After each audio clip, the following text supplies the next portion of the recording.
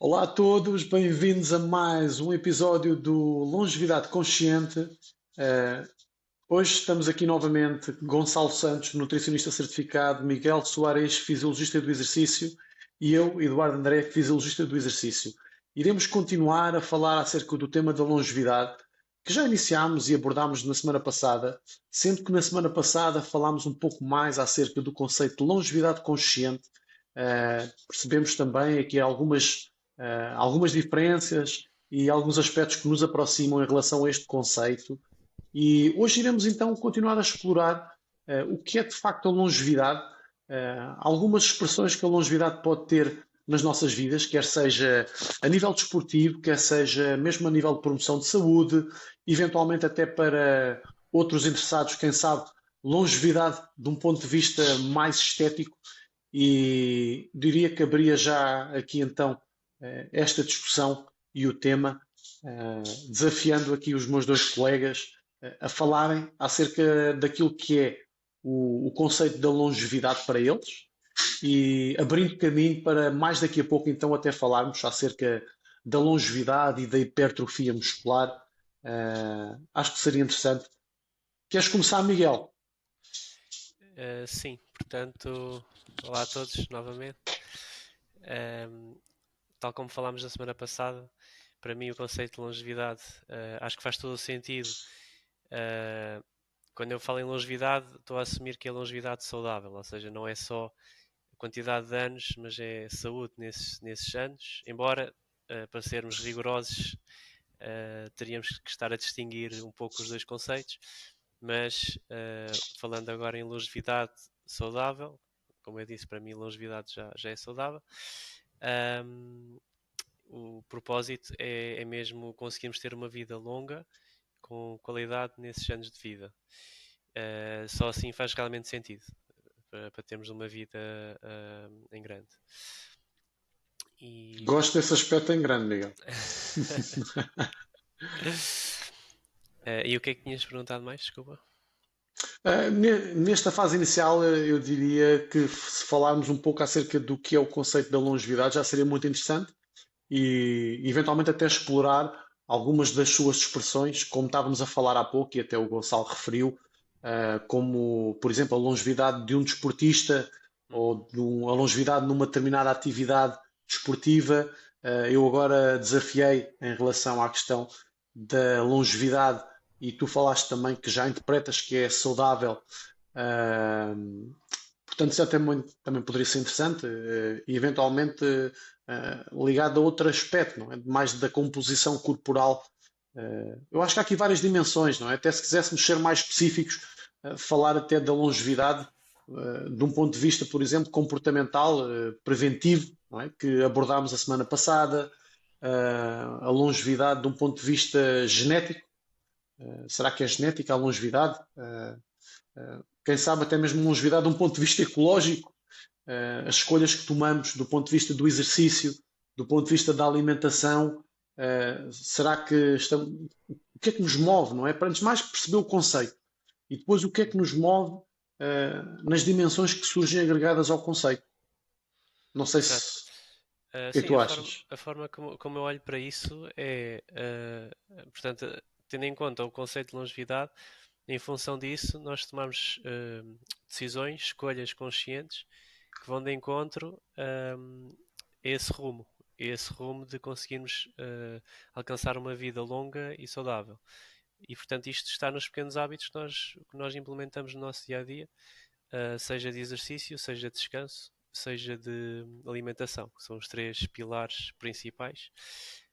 Um, e se controlarmos bem isso, consequentemente, a nível de saúde, irá refletir-se com mais probabilidade, porque apesar de tudo, isto é sempre uma questão de probabilidade. Mas quanto mais saudáveis formos, quanto mais contribuirmos para isso, mais provável é vivemos uma vida saudável. E portanto, isto pode-se refletir numa pessoa ter uma vida longa sem, por exemplo, desenvolver diabetes. Ou sem ter excesso de peso, ter sempre o peso controlado porque tem um hábito ali implementado que foi conseguindo implementando e cumprindo ao longo da vida. novamente, sempre assente nestes três pilares do exercício, da alimentação e do descanso. E é assim que eu olho para a questão da longevidade. Portanto, todas as decisões que tomamos um, têm que estar alinhadas, maioritariamente. Pode haver sempre uma exceção ou outra, mas maioritariamente temos que ter a disciplina, algum rigor para no nosso dia a dia termos e implementarmos hábitos que vão neste sentido. Concordo plenamente, Miguel. Gonçalo, gostarias de acrescentar alguma coisa aqui à visão do Miguel? Uh, sim, claramente eu concordo com o Miguel. Eu diria que a longevidade, para mim, está de certa forma interligada com a questão da saúde.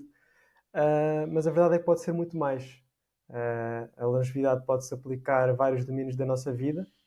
Claro que aqui nós vamos dar foco. Perdão, Força! já passou. Podemos dar foco à questão da saúde, porque é a nossa área de intervenção, nomeadamente a questão do exercício e da nutrição, mas também dentro do domínio da saúde podemos incluir hábitos relacionados com o sono, com a própria gestão do stress. Mas eu diria que eu acho que para nós conseguirmos definir quais é que são os comportamentos que nós queremos expressar no nosso dia a dia, do ponto de vista comportamental, é muito importante primeiro sabermos quais é que são os nossos valores, ou seja, aquilo que é importante para nós, e depois dessa forma poder fazer a implementação na prática através do nosso dia a dia de pequenas ações que são significativas. E acho que a longevidade também pode ser vista de forma a essas ações conseguirem ser mantidas a longo prazo. Por exemplo, alguém que gosta de fazer maratonas, que é algo específico, provavelmente, se calhar, quer aos 60 anos continuar a fazer as suas maratonas. Por mais que possa ser mais ou menos saudável, isso é controverso, acho que parte muito daquilo que é importante para cada um, que é que cada um valoriza. E diria que é por aí. E mesmo a questão também da longevidade ecológica também acho muito interessante, a questão de não pensarmos só nas ações individuais, mas claramente no impacto que as nossas ações individuais têm nos outros e até mesmo no próprio planeta. Ótimo, Uhum. concordo plenamente. E gostei também, hum, gostei do facto de teres acrescentado aqui alguns aspectos práticos também em relação àquilo que o Miguel já tinha dito. Permitam-me também agora expressar um pouco aquilo que é a minha visão da longevidade e que, sem qualquer tipo de dúvida, assenta nos pilares que o Miguel referiu: exercício, nutrição e sono. Sem dúvida que isto é a base, e eu diria que eles expressam-se de acordo com aquilo que tu acabaste de referir, que são os valores e a visão de cada um. Agora, isto é um tema que, obviamente, há de ter uma componente genética, e já falámos também acerca disto no episódio passado. E, obviamente, há de ter depois fatores ambientais que irão permitir que essa genética se expresse. Em relação à questão dos valores, que também é algo muito interessante, eu agora desafio-vos. Será que os nossos valores evoluem ao longo da vida à medida que a nossa experiência nos molda? Será que a nossa visão também evolui? Ou seja, e pegando agora em jeito de provocação na questão da corrida, que é um tema e é uma área que eu gosto bastante, já corri muito no passado, hoje praticamente não corro, por várias questões, mas coloco-vos agora este desafio. Será que evoluímos? Ou seja, enquanto indivíduos estamos a evoluir, temos uma determinada percepção do que é a tal longevidade consciente ou longevidade saudável para aqueles que preferem o conceito. Como é que nós, enquanto indivíduos, nos podemos posicionar ao longo da vida, em diferentes momentos? E se calhar hoje até poderíamos tentar ser aqui mais objetivos e tentar, em cada fase da vida, propor tarefas e ações específicas. O que é que vocês acham? Sim. Assim, a primeira coisa que me vem assim à cabeça, pegando no que disseste agora, é que nós ao longo da vida estamos constantemente em transformação. Ou seja, Quando eu digo transformação, do ponto de vista de conhecimento, do ponto de vista de valores, ou seja, os nossos valores vão se reajustando ao longo da nossa vida. O que para nós hoje, se calhar é uma prioridade, daqui a uns anos, se calhar já não é. E se pensarmos, por exemplo, quando nós éramos mais novos, então se fizermos o contraste então de vida adulta com vida de um jovem, por exemplo, conseguimos concluir que acaba por haver uma grande diferença de valores. Muito aliado ao facto de nós irmos aprendendo coisas novas ao longo da vida. Como exemplo, a tendência ao longo da vida, à medida que vamos envelhecendo, temos tendência para valorizar mais a saúde do que quando somos mais jovens, porque ainda é tudo muito, às vezes, muito viver o momento, muito aproveitar a vida. E não temos ainda tanto aquele equilíbrio do viver o presente, mas também já a pensar no futuro. E isso são coisas que se vão desenvolvendo e os valores que se vão desenvolvendo também ao longo da nossa vida. Miguel, permite-me adicionar que eu diria que pelo facto de teres saúde em abundância, não te leva propriamente a refletir sobre a necessidade de teres comportamentos mais saudáveis e a pensar no médio e longo prazo. Algumas pessoas certamente discordarão, mas talvez seja por isso que um jovem possa ter como desafio este entendimento, que é perceber que o capital que ele tem de saúde é um capital que se vai esgotando ao longo da vida.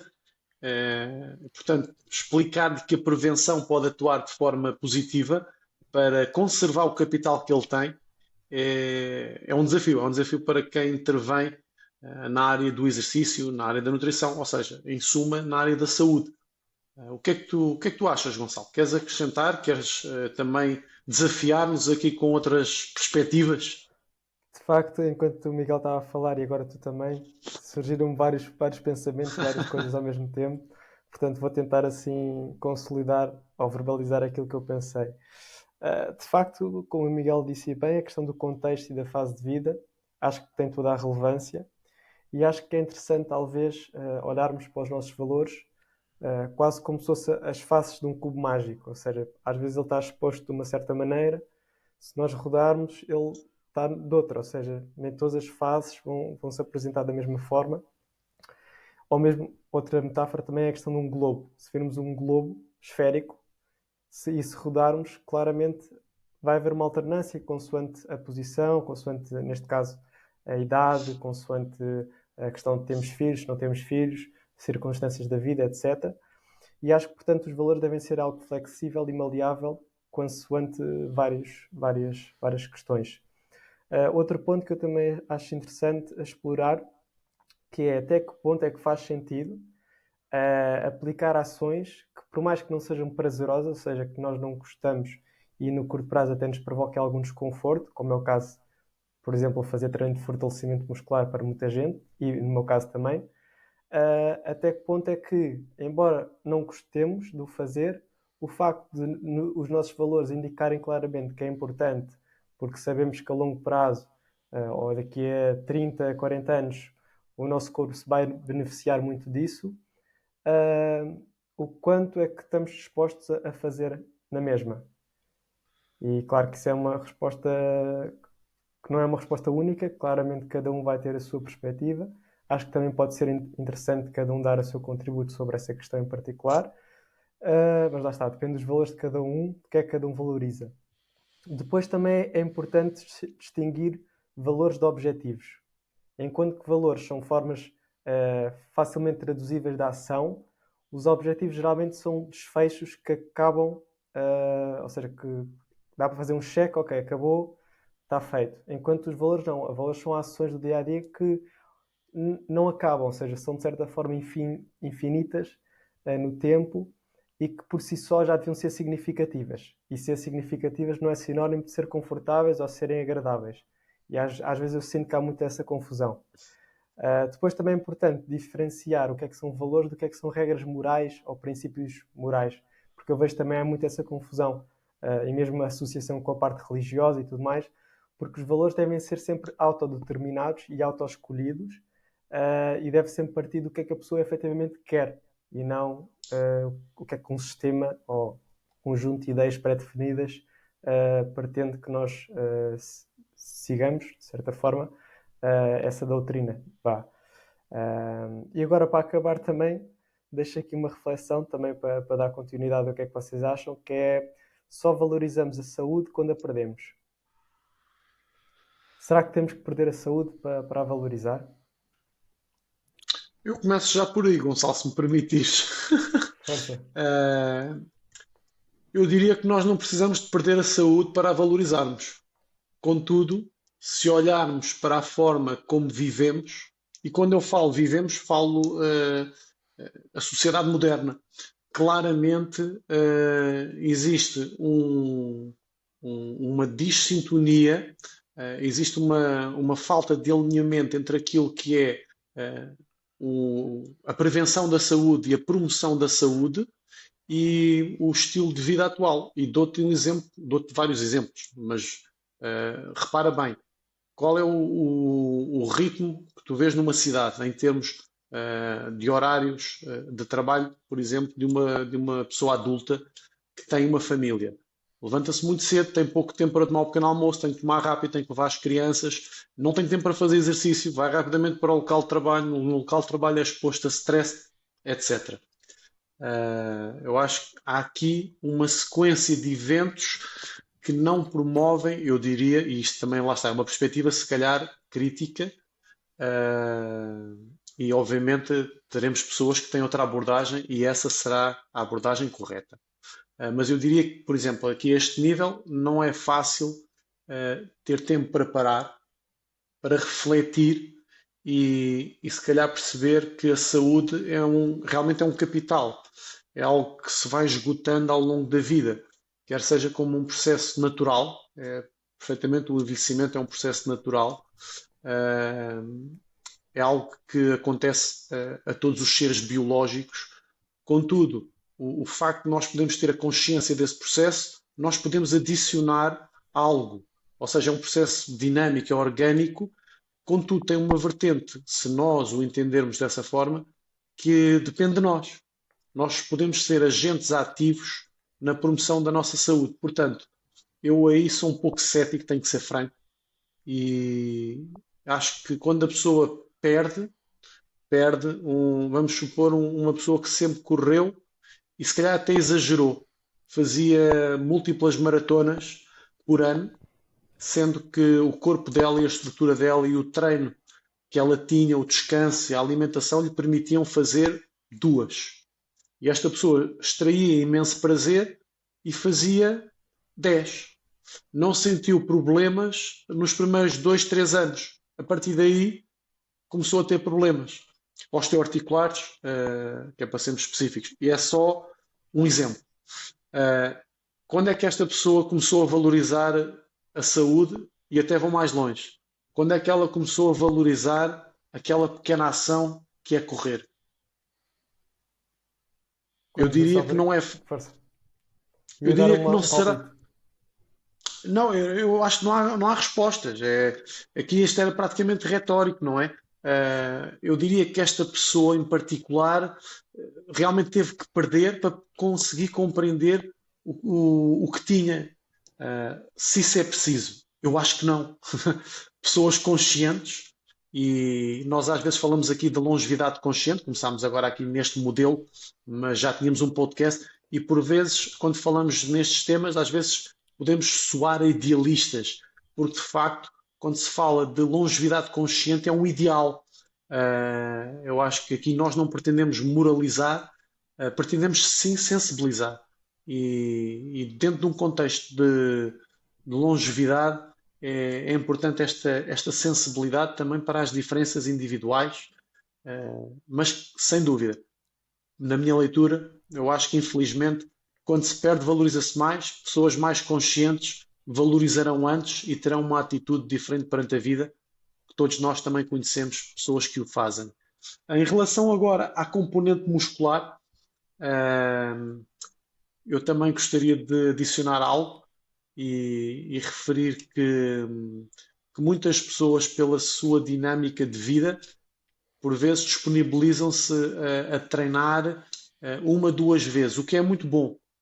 Ou seja, elas já entendem que é importante treinar, e quando falo de treino, pode ser em ginásio, pode ser em casa realizar alguns exercícios, mesmo que seja de uma forma ainda embrionária, pode não ser aquilo que se calhar os técnicos da área entendem como o ideal para a promoção de saúde, a promoção de ganhos de tecido muscular, promoção de longevidade, mas pelo menos já tem essa preocupação. E eu acho que isto são aquelas microações que o Miguel também estava a falar e que tu, Gonçalo, também falaste. Portanto, acho que já é muito positivo. Mesmo que as pessoas não se aproximem, ou perdão, vou dizer de uma outra forma, mesmo que as pessoas não cumpram aquilo que aparentemente que será o ideal, ou seja, que as recomendações dos técnicos e recomendações de entidades científicas apontam como sendo o ideal para a promoção destes objetivos, pelo menos a pessoa já começou, já tem essa preocupação e eu acho que isso já é algo muito bom. Portanto, é um começo para ao longo da vida a pessoa conseguir cada vez mais alinhar-se e fugir um pouco daquilo que é o rebanho. E aqui, quando eu falo rebanho, falo no sentido em que não se promove esta longevidade saudável. Mas isto é uma visão, se calhar, um pouco cética. O que é que tu achas, Miguel? Queres complementar e acrescentar algo?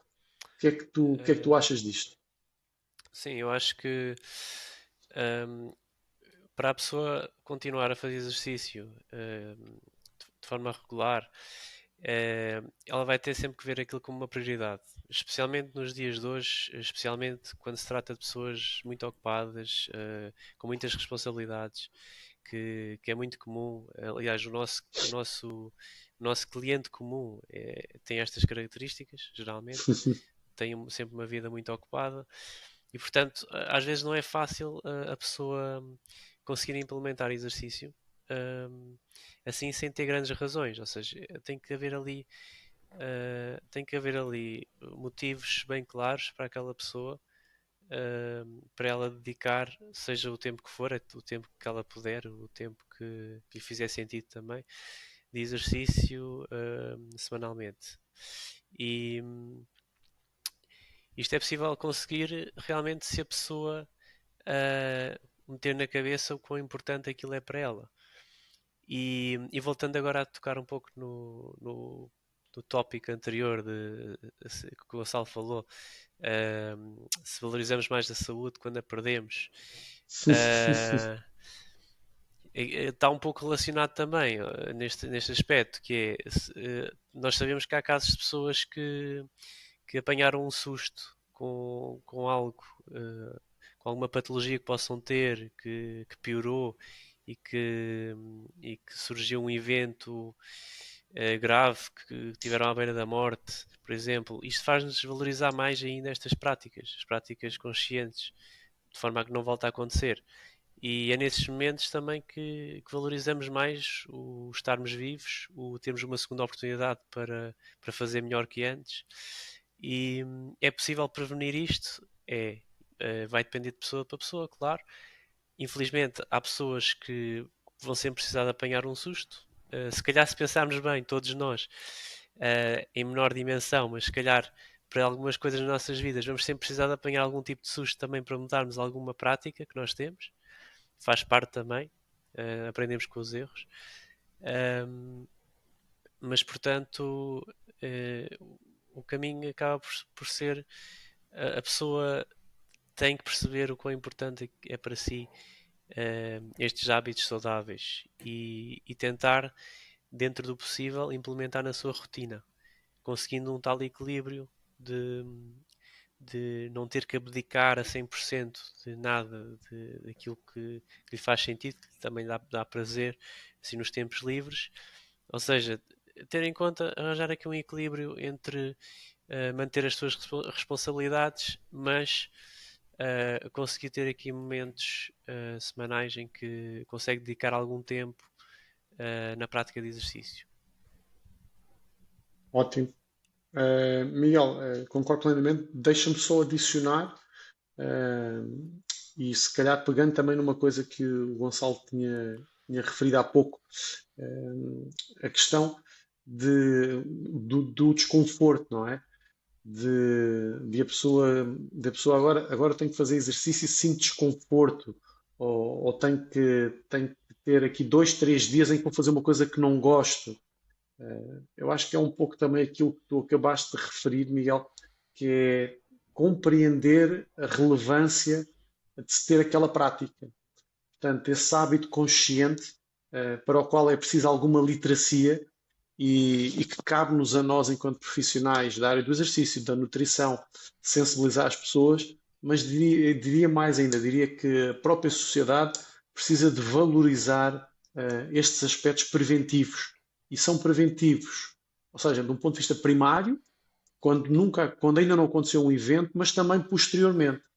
Uhum. E eu acho que se isto ocorrer desde tenra idade, eu diria que será mais fácil, se calhar, as pessoas não precisarem do tal susto. Ou então, pronto, se acontecer, como por vezes é inevitável, isto pode ser discutível para algumas pessoas ou não, mas a verdade é que a genética tem uma expressão em algumas condições muito fortes e pode ser inevitável a pessoa desenvolver diabetes. E, portanto, eu diria que se conseguirmos esta sensibilização, estaríamos a promover uma sociedade mais saudável, mais consciente, mais saudável. O que é que achas, Gonçalo? Sim, claramente estou de acordo convosco.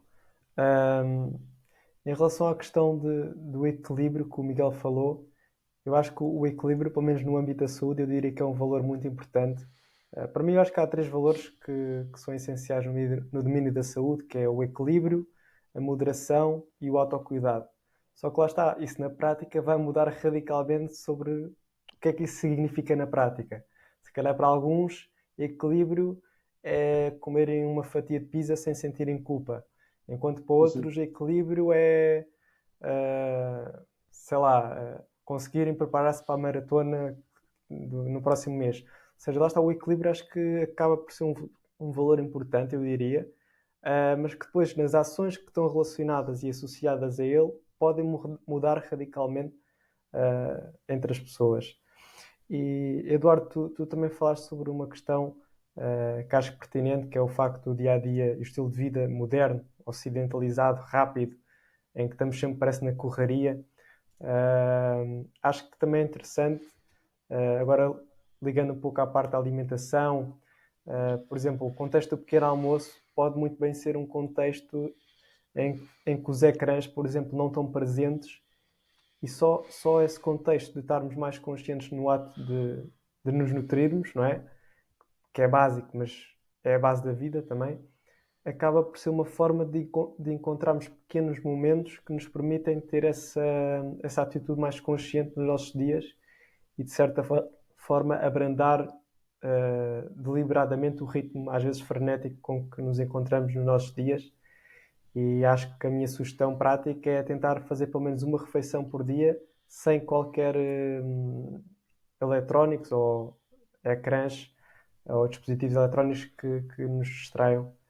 Pronto, fica aqui a minha sugestão. De facto, não é fácil até para mim. Tento fazer pelo menos uma por dia. Às vezes o pequeno almoço é mais fácil porque já está feito. Portanto, ok, já essa meta já está. Mas acho que são essas pequenas ações que parecem insignificantes à primeira vista que podem fazer a diferença. Uh, Concordo plenamente, Gonçalo. E olha, e já agora, excelente sugestão para quem nos está a ver e ouvir.